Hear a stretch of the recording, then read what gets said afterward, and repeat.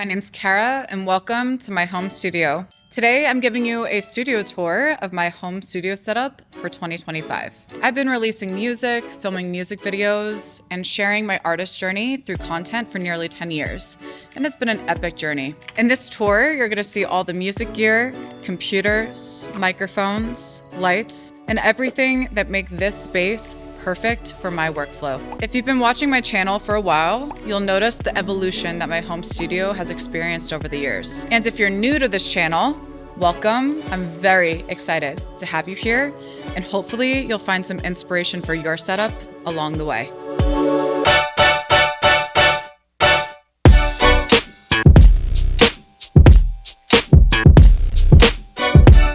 A home studio is more than just a space to create. It's a collection of stories from the past, a way to gear up for the future, and a direct reflection from the inside of a creator's mind. Everything you see has been carefully curated to serve a purpose, solve a problem, or create an experience. The studio has 3 different rooms, and they each serve their own specific purpose. One is designed to look perfect for video shoots, one is designed to sound perfect for recording and mixing, and one is designed to feel good for long days of editing and office work. But even though every room was set up with different intent, you'll find a few consistencies between every space as well. So let's visit the first room of my studio tour.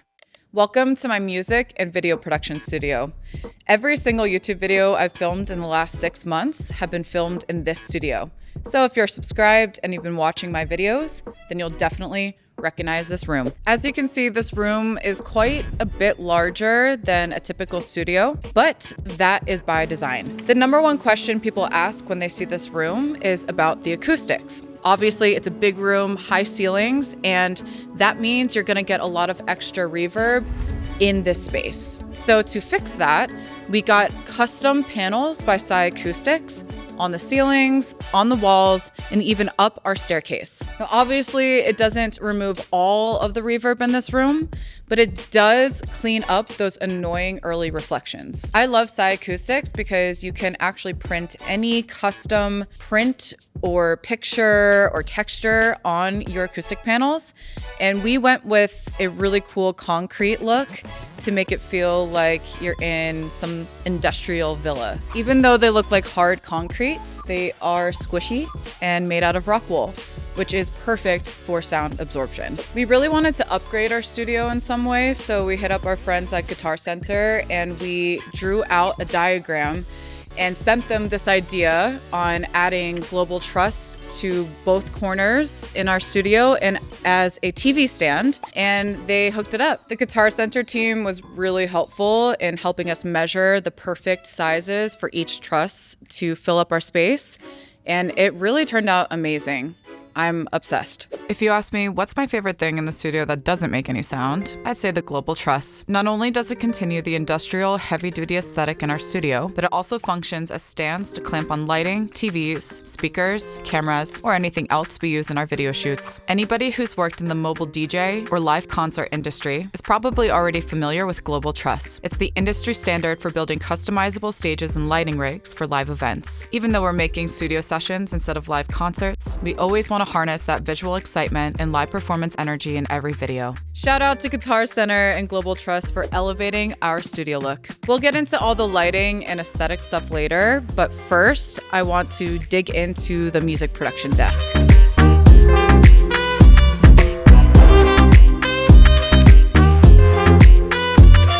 This Argosy Halo desk is one of those products that is so good that I bought it twice. You'll see the second one in the next room. But this one is filled with everything I need to record vocals and produce beats on camera. There's a ton of stuff on this desk, so we're just gonna go from left to right. The studio monitors I use down here are the ATC SEM45s. These speakers have no problem filling in the studio space. Here in the rack below my speakers, we have a power strip, which turns on everything at this desk, and a loudness meter. Right now I only have a microphone going through here, but when I'm producing and mixing, it shows my DAW levels. This is really useful for having a visual representation of your dynamic range. Below that, we start digging into our vocal chain.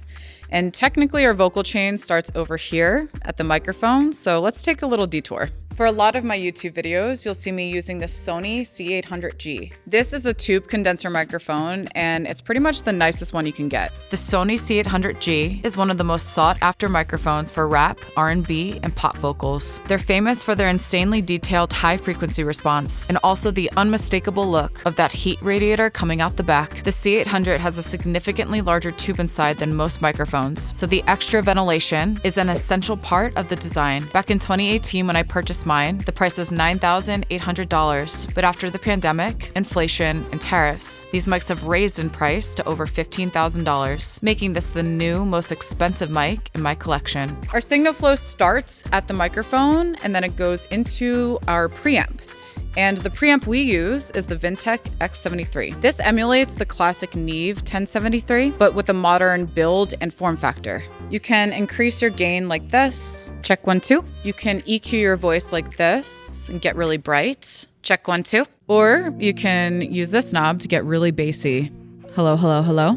Or a low cut. Check 1, 2, check 1, 2. The signal then comes out of the preamp and goes into our compressor. This is the Universal Audio 1176. And if I talk extra loud, you'll see it kick in and start compressing. But for the most part, I'm barely tapping the needle. Our vocal then comes out of our compressor and into our interface, which in this desk is the Prism Sound Titan. The Prism Titan doesn't have any fancy features, but the converters are pretty much the best you can get, and they sound incredible. So we love using this vocal chain. But we use a lot of different interfaces and microphones, so you'll see more later. These are the Audio-Technica ATH M50X headphones. And despite the fact that I can't ever remember the name, you do see me wear them in every session. They're only $150, and I recommend them for pretty much any budget. So that's this side of the desk. Let's start working our way left to right.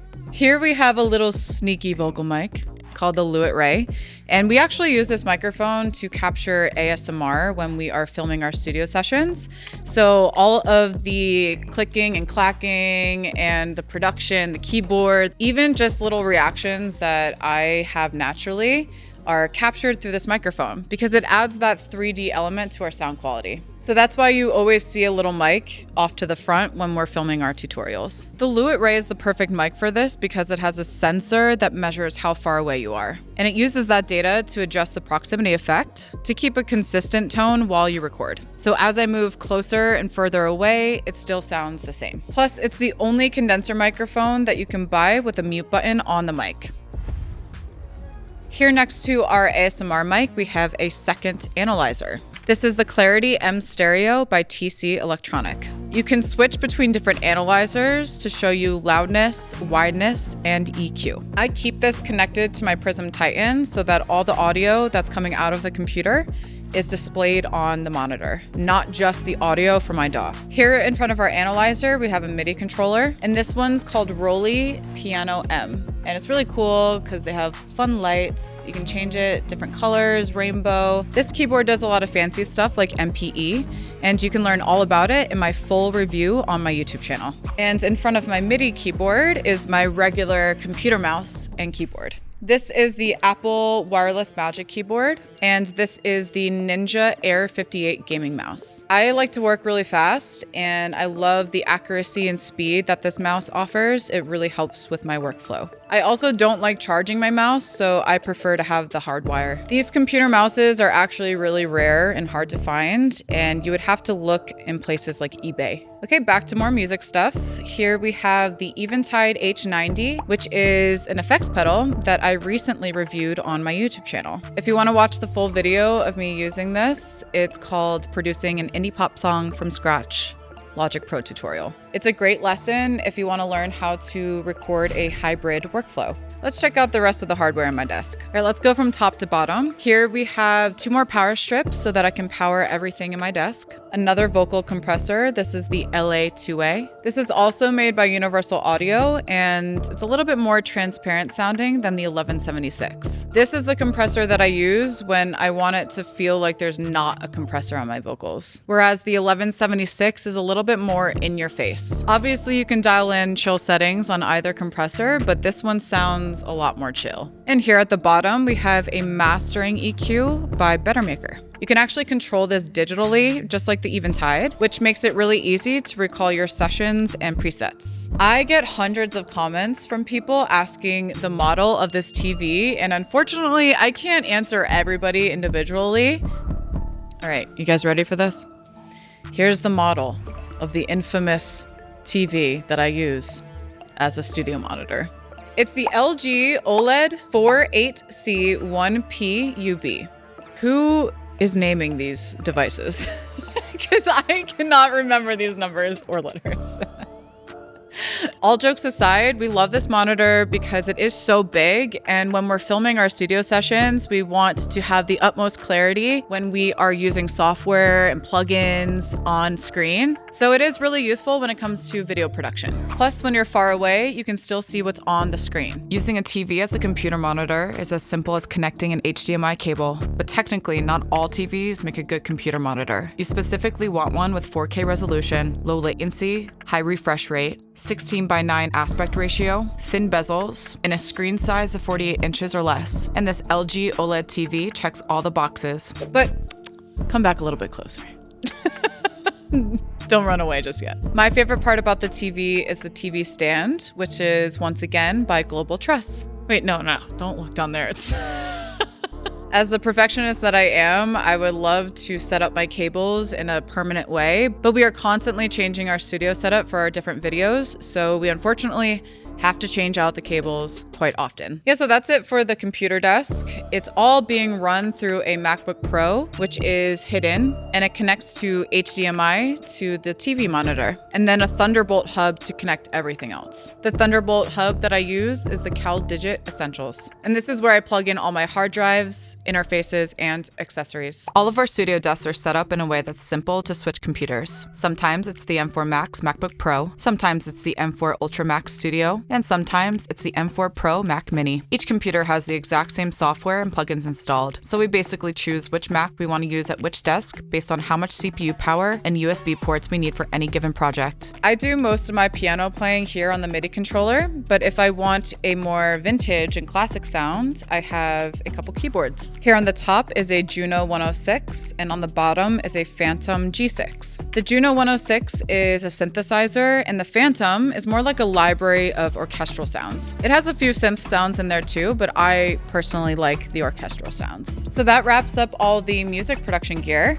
Everything else in this room is video production related. One of my favorite personal touches to this studio design is the Savage paper backgrounds. We obviously have the white one up right now, but we have pretty much every color, and we swap them out for each video shoot to change up the vibe. We also use these a lot for product reviews and photo shoots. When you have such a busy room, it's nice to have a plain, solid background. We have a huge variety of lights in this studio, but they are all made by the same company called Nanlite. Investing in good lighting was one of those things that really elevated our channel, but it's truly like an art form in and of itself, so it was a huge learning curve learning how to properly light the room. Our main light has this big lantern filter on it to get even lighting across your face. And we have a ton of little filler lights on each speaker and truss. These are the 2-foot Nanlite Pavo tubes, and behind me I have the 8-foot Nanlite Pavo tubes. Our global truss has some uplighting by Nanlite, and we connected everything to this switch so I can easily turn the lights off.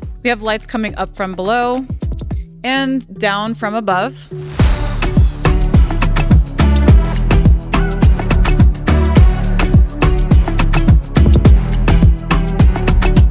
Lighting is one of the most important yet overlooked aspects of video production. It determines the overall quality, mood, and energy of your footage. Just like a lot of other YouTube channels, I started out small with just one cheap ring light, then slowly grew and customized my lighting setup as I developed my skills and techniques. Nanlite is one of the more affordable video lighting brands, but you can use any lighting to get started making content. Recently, I've been going for a clean, bright white lighting aesthetic instead of rainbow lights everywhere, but I still enjoy a little pop of color to enhance a scene for a music video or product shoot. All right, so that's our lighting setup. Next, let's talk camera. This is the Sony FX3, and it's the camera that I use to film all of my YouTube videos. The Sony camera itself is really small, but once you start attaching the lens, the camera, the screen, all the accessories, it becomes a big cinema camera. And to see myself while I'm filming, we have a computer screen on a rolly stand. It really helps me to be able to see the shot before we actually start filming. And it also saves us a lot of time and trouble later. So once I see a shot that I like, we capture it. We also sometimes use our iPads as another monitor if we can't see the bigger screen. There's a really great app called Monitor and Control that connects to the Sony camera. Sony FX3 is easily the most popular mirrorless camera amongst YouTubers and content creators in the past 5 years. We loved ours so much that we purchased 3 of them to have multiple camera angles in all of my studio sessions. You can rig FX3 up to work like a full cinema camera, or you can strip it down to be as small and portable as possible. When I film my tutorials, you usually see one setup on a tripod, one setup on my desk, and one moving around handheld on a Ronin. Then everything gets edited together in DaVinci Resolve, where we apply color grading, transitions, and effects. The tripod that the camera's on is probably the most important aspect of this setup because we're constantly changing camera angles. This is the Sachtler Flowtech 75, and it adjusts very quickly. Most tripods have latches up and down the legs, and it takes forever. This one just has the 3 red handles that you open and close, so it's pretty quick to change the height. Switching up camera angles is something that we do on my channel to make it feel like a TV show or a documentary. I really wanted my tutorials and studio sessions to feel like an experience. Being entertaining and informing is great, but I really wanted to make videos that you would never forget. So that's why we've invested so heavily into our camera rig and our lighting. And if you happen to be one of those weirdos that really love video production and music like us, you'll love the camera closet.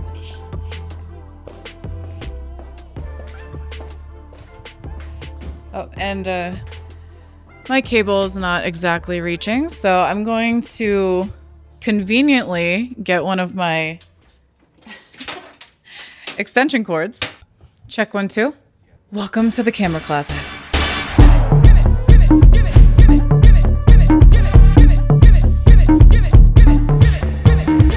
This is the place where we find anything we need for photography, videography, and content creation. I also keep some audio accessories in here as well. But the main thing is cameras, so let's check those out. We call this area the Cavern of Canons. And then below that, we have the Sanctuary of Sonys. And the classic camcorder section for that vintage effect. And I am a big fan of having a multimedia experience, so I really enjoy using different cameras from different time eras and kind of putting it all together to create one video. Here we have the charging shelf, and this is where we keep all of our batteries and chargers for all of our equipment. Recently, pretty much everything has become USB-C, so having a multi-charger like this is really convenient. Small Rig makes my favorite charging batteries. You can use these to charge any type of device. And they power my Sony camera for literally 8 hours straight. All the handheld shots that you see on my channel are filmed on this Ronin. It's a Ronin RS2, and the camera that I'm talking to right now is on a Ronin RS3. I love the Ronin because I like smooth movement in all of my video productions, and it holds really heavy camera rigs. And because of that, Reed has very big arm muscles and a very big battery collection.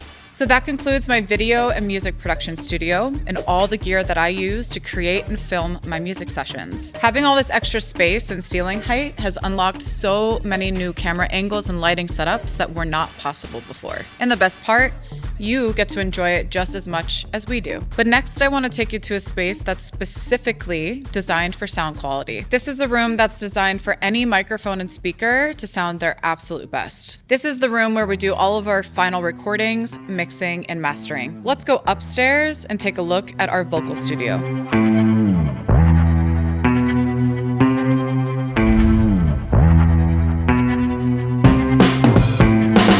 Welcome into my vocal studio. Just like in the last studio, we have custom acoustic panels all over the walls and ceilings, and we also have corner panels and diffusers in the back. We've acoustically treated this room to sound perfect for vocals and mixing, and I'm sure you can hear a big difference with how this mic sounds in this room compared to the last room. We wanted to build a production space that felt like a vocal booth with a computer and desk inside of it. I tend to record my own vocals for a lot of the projects we do, so it's really convenient to have everything in one space. As you can see, we have multiple vocal mics and interfaces ready to go at all times. My favorite vocal mic to record with is the Telefunken 251. This isn't the most expensive microphone in my collection, but it is my favorite microphone for female vocals. It has a really nice silky smooth tone, and it barely needs any EQ at all. The Telefunken 251 is the mic I'm using to record all the voiceovers in this video and the majority of my other content. It has a similar quality and lushness as the Sony C800, but the Telefunken accentuates the warmth of your voice, whereas the Sony accentuates the brightness of your voice. 251 is an extremely popular choice for pop,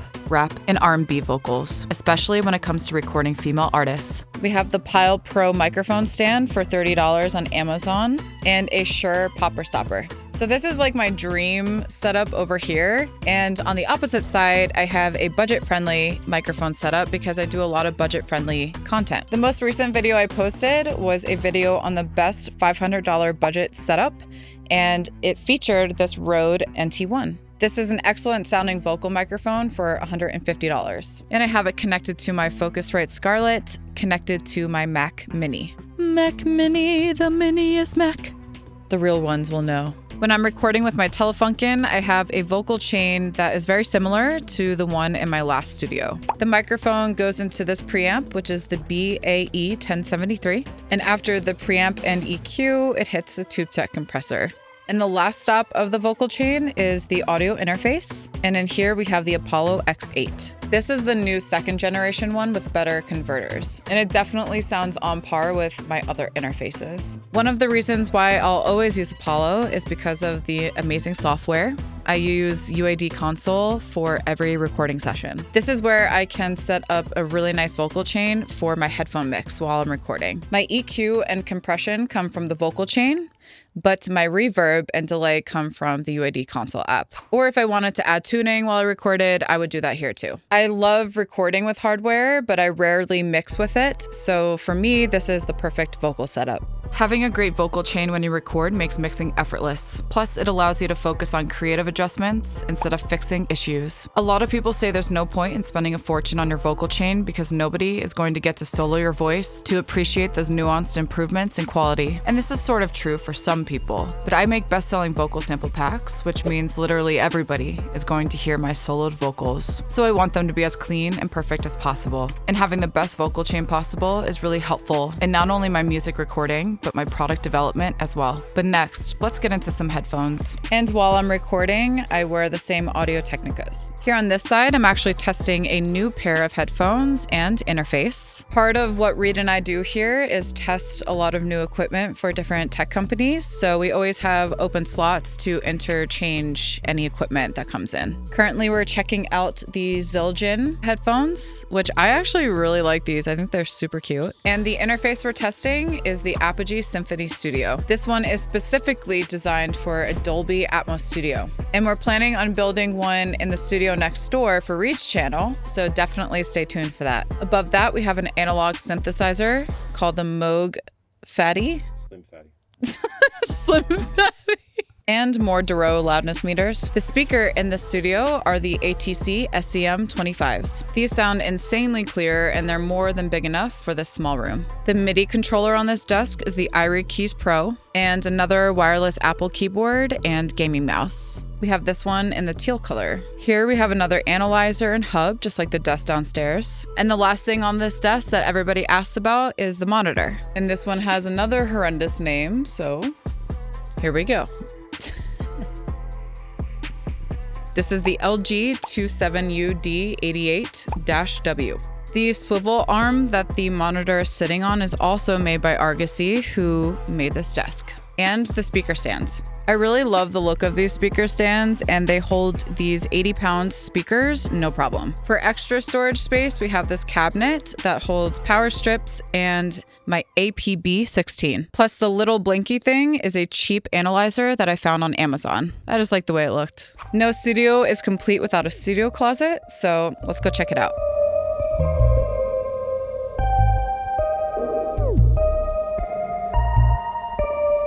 Welcome to the vocal studio closet. This is where we keep all of our extra microphones and interfaces. I like to keep them grouped together by brand, so we have Austrian Audio, Sennheiser, Slate, and Shure, plus a few extra mic cables and headphone extensions. At the top, we have extra speakers and boxes and just extra pieces of equipment that we've reviewed in the past. Oh yeah, and these Mackie speakers are awesome for $99 a pair.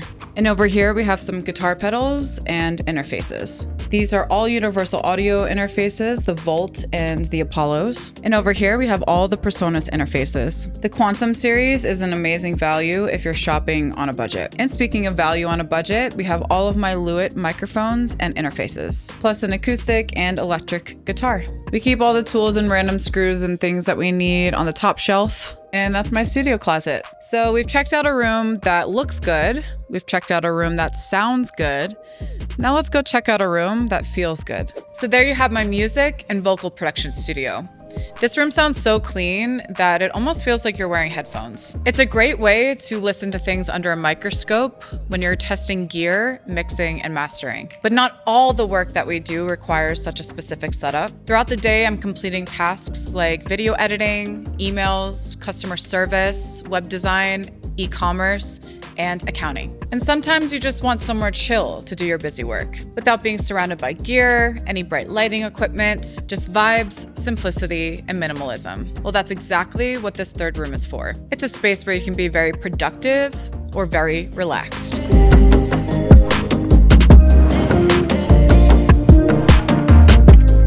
Welcome to the bedroom studio. This studio was designed to be the ultimate vibe. When Reed and I first met, we would constantly be working in his bedroom studio, and it definitely reminds me of all the years where we were grinding it out in Los Angeles and just making all these awesome songs in the bedroom. So we wanted to emulate that feeling here. As you can see, there are no acoustic treatments on the walls, and you can probably hear a huge difference from the last room. So this is more of an office and editing room. I tend to be more productive when it comes to editing when I have a little bit of separation from the room that I'm shooting in all day. So I really enjoy being in a more relaxed space when I'm doing all of those technical, tedious edits. Being blasted with all of those LED lights for hours on a shoot can be a little overwhelming, so I really enjoy the natural lighting in here. This door opens up and leads out to our pool in our backyard, which definitely makes it a little hard to focus because I love to swim and it's so beautiful outside, but I really enjoy the view. This is my cat, Missy. This chair is called the Herman Miller Aeron, and Missy loves it. And she always steals it for mommy. For this workspace, I really wanted to have a normal table because look at how much more surface area there is. So I can do office work and use my iPad, things like that. And this is just a desk that we bought on Amazon for pretty cheap, actually. This desk is by a brand called Tribe Signs, and it's their 70-inch executive office desk. It costs about $229. And we added this black, extra-large leather mouse pad by Decopia, which costs under $20. This helps prevent scratches, but gives you a softer surface to rest your arms on the desk. The goal in this setup is to maximize usable surface area and minimize clutter. This desk is pretty much Neumanned out.